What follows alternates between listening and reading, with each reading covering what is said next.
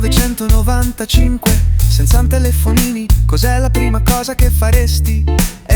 Beh, io andrei in giro finché non ti vedrei arrivare come sempre.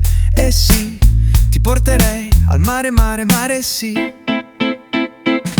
Sento ancora l'odore nell'aria, sedersi lì sul bagno asciuga, nessun bip a rompere i coglioni. Solo il sole, tanto amore senza distrazioni. È la prima cosa che vorrei farti fare, sai cos'è? E baciare questa bocca che sta soffrendo. Porca miseria, prenderei la moto, verrei lì al solito posto e poi ti porterei via con me. Ti porterei al mare con me, come si faceva allora amore. Porterei in giro finché non ne avrei abbastanza di te. Ma non ti vedo più. Ricordi quando si parlava guardandosi negli occhi? Prendere e scappare via sulle autostrade deserte, direzione sperlonga, difficili da rintracciare. Che malinconia, mamma mia.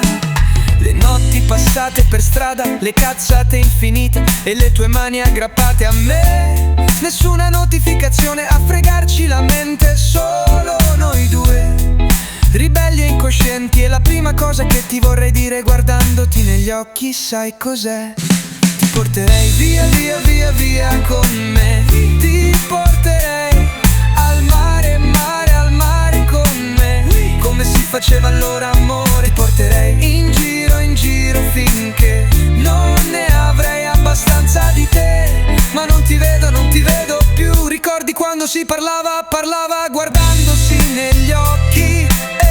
Prendere e scappare via sulle autostrade deserte, direzione sperlonga, difficili da rintracciare. Che malinconia, la sperlonga, amore sotto il sole a godere senza preoccupazioni, senza nessuno che chiamava a rompere i coglioni. Solo mare, solo io e te con la nostra vecchia moto.